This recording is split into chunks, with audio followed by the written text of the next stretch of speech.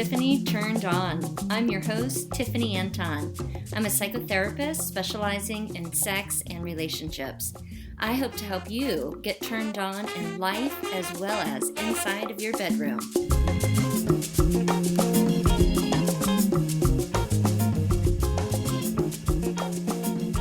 If you're just now joining our part 3 of the 3-part series, you have missed all kinds of things. We discuss the dating scene, and we think it sucks, but there are some good things about it. That love is always supposed to be pure and ecstatic, when in reality, it's messy. If you'll ever find your soulmate, your twin flame, your one true love, the myth that opposite poles attract, yin and yang thinking, teen fantasies, till death do us part, more soulmate stuff, I recommend the book, Talk to Me Like I'm Someone You Love. Oh yeah, and it says here true love can do anything.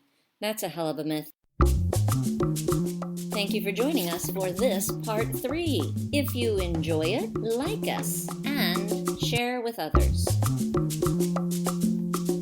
8 surprising myths about relationships, and it is by, oh gosh, I don't know if I'm going to say this right, Margarita Tartakovsky. They're reviewing a book by Terry Orbach, who wrote the book 5 Simple Steps to Make Your Marriage from Good to Great. Even though we have all this information out there, we hold on to these myths. And what it does then is it shapes what we believe things are going to be. And then we're slammed in the face with reality. Number 1 myth. A good relationship means that you don't have to work at it. I hear this way too much in my sessions. Oh, really? It's supposed to be easy. And the other thing I hear is sex is natural. What's wrong with me that it's not natural? Good relationship, we shouldn't have to do work. Since we're all quote-unquote naturally sexual, it should easily flow. What I talk about is how much investment and time, so not only our physical energy, but our mental energy is spent at work. And if we took 10% of the effort that we put into work, into our relationships, it has potential for vast change. And can you imagine advancing at work and learning and growing without learning new skills, getting updated education, having those pain in the ass yet important board meetings, reviewing your own goals, checking in with coworkers, seeing how you're communicating and understanding each other. We're even looking at different personality tests that are being given in companies to see how can we help them to be a more successful employee. And so if we have the idea that we're going to put in all of our energy into work with effort, we need that same level going into our committed relationships. That's very optimistic. I know, I'm trying here. I know, but I think for most of us, at least we feel as though in our work lives that we may get some validation, whereas in our personal lives, we never get it. Never. Oh, you're using absolutes, that always and never language. Okay, very rarely get any validation that we're doing anything right, whereas at least in our work lives, we feel as though we can accomplish things and we are. Be recognized and improving and growing and changing and just succeeding. There are shitty bosses, shitty companies, shitty partners. Mm-hmm. So I just want everyone to know relationships are work. Yes. And I would say it's worth it. So that's an easy one. Work. Do it. If you want to get something good out of it, you got to put a lot of work into it. Number 2, if partners really love each other, they know each other's needs and feelings. I don't know. Are you a mind reader? Not everyone is. You have a little bit of that woo-woo, and you do pick up on things that most of us do not. But in relationships, we can do the whole mind-reading thing. Like, why don't you know that I need this? Why don't you know that this is important to me? You have to effectively communicate it. What are the words that came out of your mouth? Right. Did you share this Did you need? share, or did you just expect that the other person would know this? I mean, now, I was lazy growing up, like it was just horrendous when I had to fold the towels, I had to do the laundry growing up. It was miserable. But I will tell you that sometimes my mother would say, I told you that, and she didn't. And it wasn't like my manipulative teenage strategy of, you didn't say that to me. But she wouldn't tell me. And then I have heard in my relationship that you didn't share, and I like swore I had shared something, but it was more like some sort of inner dialogue than what came out of my mouth. Or you might have been a little bit too sugar-coated when it came out, and it was a little bit stronger, what you thought. Maybe. Yeah. Because I did a lot of the intentional communication as well, and I did make it softer. I was hoping, of course, to make it more effective. The whole goal, just like in my communicating with you, is to be heard and understood. It's what everyone wants. But sometimes you have to scream it at the top of your lungs for somebody to understand that it's really that important to you. But if you have to scream at the top of your lungs for your partner's attention, that is a whole new rowboat. Then they're not the right partner for you. Yeah, so it's kind of a setup. And that's what this author says too, to expect your partner to be able to read your mind. Because when you anticipate that your partner will know your wants, know your needs, then we develop this expectation that, again, let's go back to you're going to be that perfect partner. You're going to be that soulmate. You know all of the things. And, I heard someone important say to me in my life, why don't you get me? And I was trying so hard, everything I could to get that person. And I just needed more information. And it was, help me understand. Sometimes we just don't get things, but I know that I worked hard to attempt to understand. And that's all you can do. In the article, there is a quote about healthy relationships being like a good garden, that it's a beautiful thing, but you wouldn't expect it to thrive without a whole lot of labor and TLC. How do you know if you're working too hard on a relationship? One sign, according to Bloom, so this is who they're interviewing, is if you're feeling unhappy more than you're happy. In other words, are you spending more time tending to the relationship and keeping it afloat than enjoying it? This unhappiness becomes less of a rough patch and more like the normal state of affairs. Another bad sign is if you're trying hard to make improvements and changes, but you don't see the same level of effort on your partner's part. There has to be some sense of, we're trying really hard, both making changes, and that's making a difference. Very insightful. Once you've communicated your needs and feelings, a better measure of the quality of your relationship is whether your partner actually listens to your words. Now, here's what I hear in therapy. He never listens to me. She never listens to me. And I try to break it down. Is it that they are not listening or they're not doing what you want them to do? So those are two different things. So I can listen to your concerns, reflect them back to you, gain an understanding. I can choose to take action, or I can choose inaction. It's a choice. But we've got to speak up. Myth number 3, if you're truly in love, passion will never fade. We already talked about that one, right? Passion, the urge, the loving. Oh, I want you. I want to devour you. It's only going to last a short time. And then if you're lucky, you'll have some spurts of it throughout your relationship if you make it a priority. Because again, it's transitioning into mature love.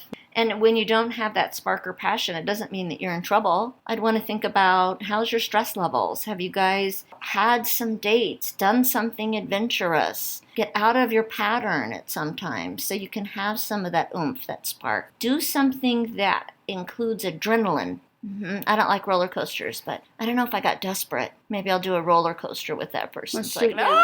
Feel something. Yeah, just shared new experiences with that person. I mean, we have like daily routines, kids, bills.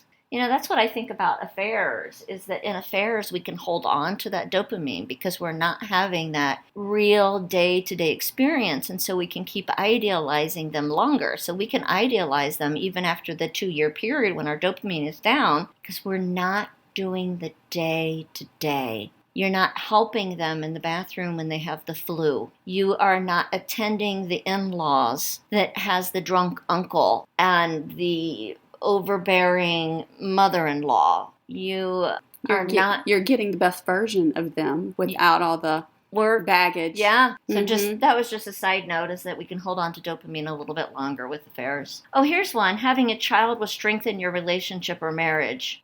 No. Absolutely not. And it says here, fact, studies have shown that relationship happiness actually decreases with every child. This doesn't mean that you start loving each other less or that you wouldn't bond at all over your child, but the mounting challenges can complicate relationships. I remember when I became a mama, your life is turned upside down. It's 180 degrees different than it was before the baby and then after the baby. So we naturally have a big change. One of the biggest changes I saw was in my marriage. The other thing that I see in couples too much is that they become less of couples and lovers and more parents and household managers. And I talk to many people about how can you be a mother and a lover, a father and a partner, and that it's what actually strengthens a family is the core of the coupleship, because then that level of happiness and satisfaction goes down to the kids. Yes. Versus if the 2 partners or 3 partners, whoever's raising the child full time, they focus so much of their energy on them that it actually isn't that much of a benefit to the child.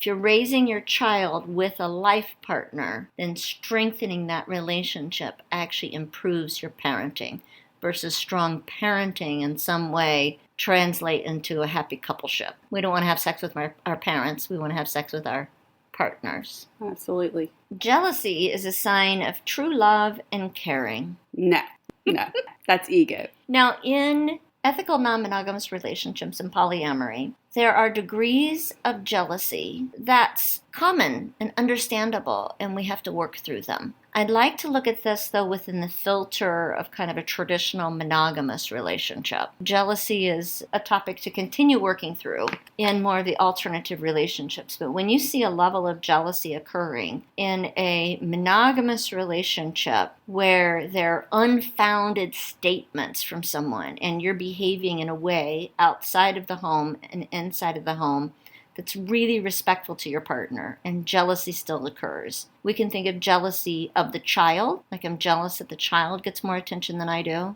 I'm jealous of your parent or of your sister. And these are times that it can become problematic. Jealousy is more about how secure and confident we are within ourselves and our relationships. Like the example here is if you have a jealous partner, you might try to show them how much you care so they don't get jealous. But you soon realize that any amount of caring isn't a cure for their jealous reactions. So that brings us to, the thing that we say to each other is that my shit, your shit, or our shit. Yes, absolutely. And if you are showing respectful behavior, again, in the home and outside of the home for your marriage, and you're reaffirming the care that you have for that person, and they're still having a jealous response, and that becomes their shit. No matter what you do, to help them feel more secure, you can't make your partner feel that way or change their self-confidence. So we can only kind of influence their feelings of safety, emotional safety. And here it says, men either get very defensive or angry, believing that the relationship isn't worth it. And women, on the other hand, respond by trying to improve the relationship or themselves. Accurate. So if you have jealous feelings, pay attention to them, because they're telling you something, and they could be telling you something important. Like, pay attention, there might be a big boundary crossing happening. But if not, we've got to look inward to say what's going on with ourselves that we're having a jealous response. Right. Why are we being insecure? What's triggering this? And is this really about this relationship at all? And what's going on with our sense of self? And nobody can change that for us. It's our work. Right. Okay, number 6. Fights ruin relationships. Fights or disagreements?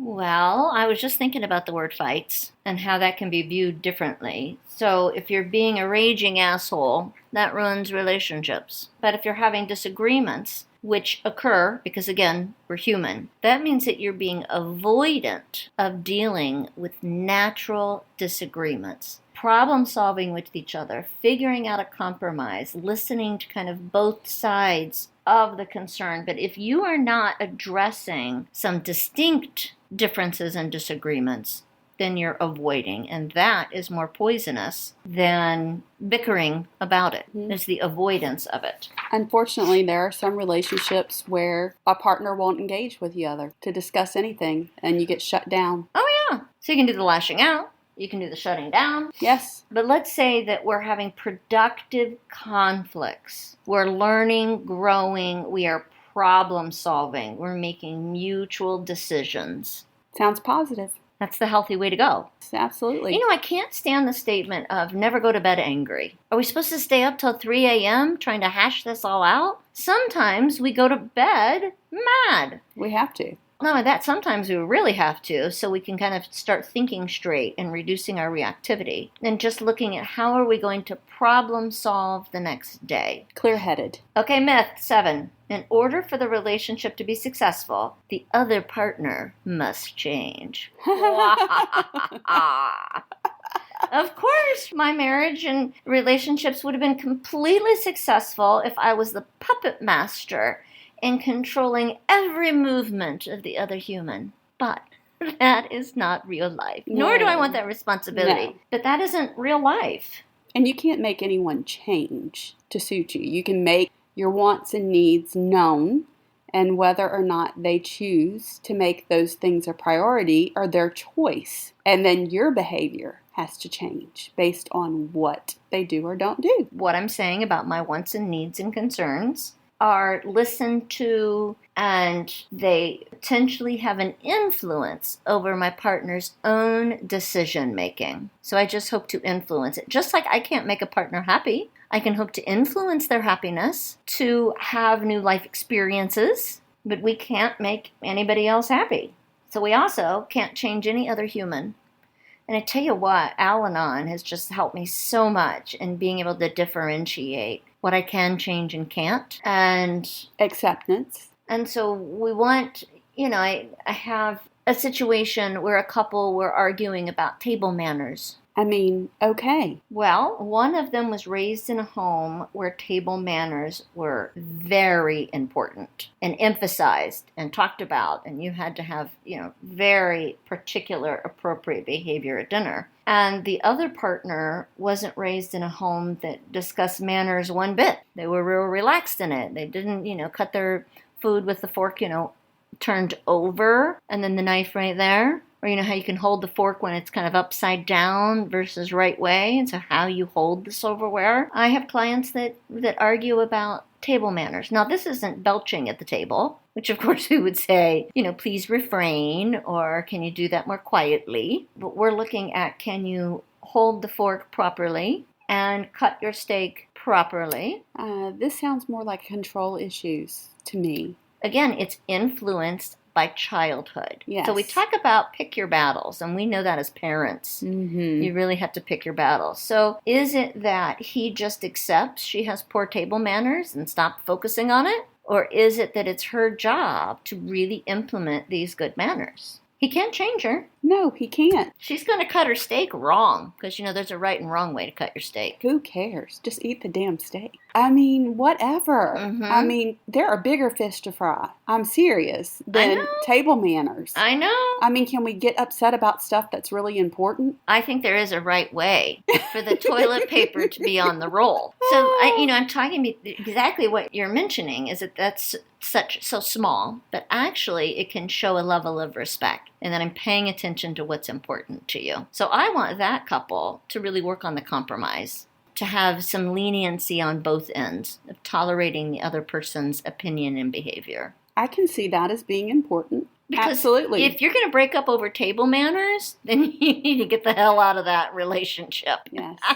Yes. What's going to happen when there is actually something that is fundamentally wrong with the relationship? It's going to be the end. Yeah, well, I'm just thinking again about how right I am about the toilet paper and the toilet paper roll. And I will, if I'm at people's homes and their toilet paper is not proper, not the correct way, okay, then I will flip it. Okay. Except for at my grandma's, because we had a whole discussion about it. And I did flip it a couple times, and then we had a discussion. And for her, when the toilet paper comes out from the bottom, that's what she finds more effective. But we cannot change our partner. No, we cannot.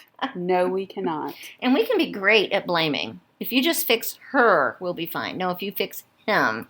Again, I understand I'm using gender roles here, but we're looking at having the image of a partner pointing at the other. And what I do is I tell the people to take the finger that they're pointing at the partner at and point it at themselves, because that's the only thing that we can change. Yes. And sometimes we don't. Sometimes we don't want to change. Nope. And that's when you have to say, is this a beneficial relationship for us both or for myself to continue growing? Is this healthy? Or do you suck it up, buttercup, and keep going?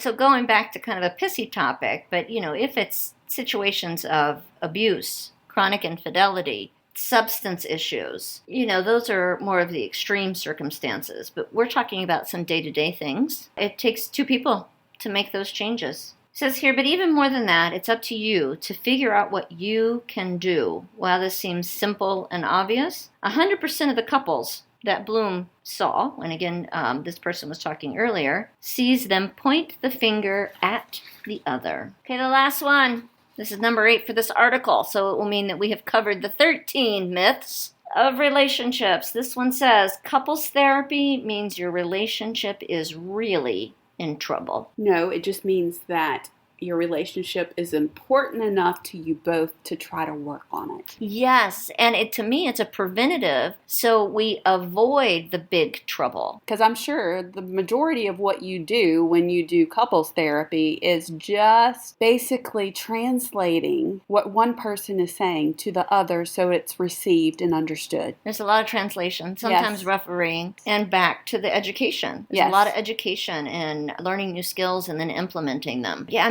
how many of us were raised with how to effectively manage anger, how to communicate your needs using I feel language, how to deal with high stress situations? I wasn't taught those things. When I was raised, we had the silent treatment. That was one of the strategies used. What strategy used in your home for conflict? There wasn't silent treatments. There wasn't? No, there was not. Well, you already said there was wall punching. Yeah, there was.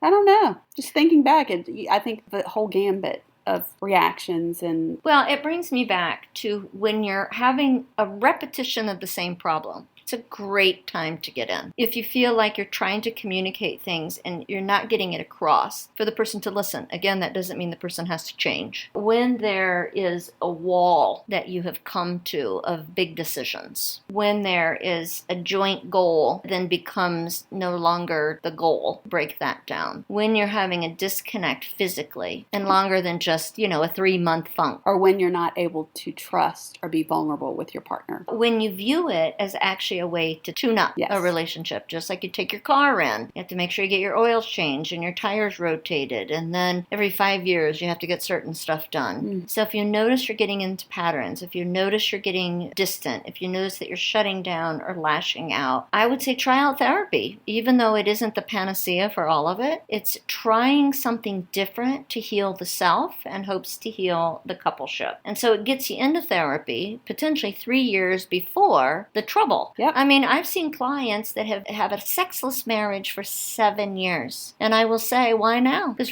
they went 6.5 years not doing much about it. Maybe just fighting and having the same fights, and then both partners just shut down. But what was the potential if they would have come in 6.5 years ago? They would have had less resentment and baggage. So we know couples therapy has a good potential for strengthening those relationships.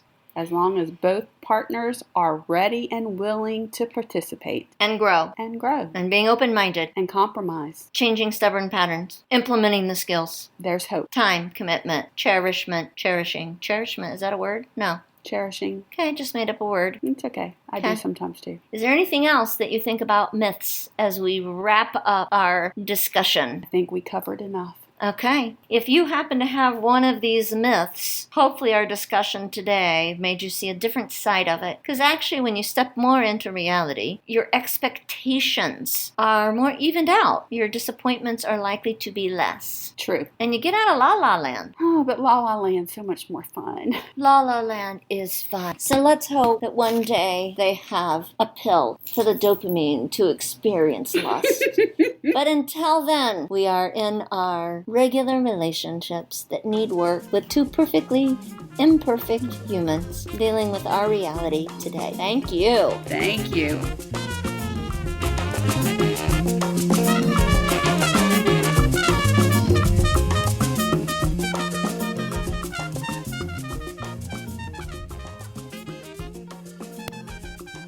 The music for Tiffany Turned On is provided by Kumasi Afrobeat.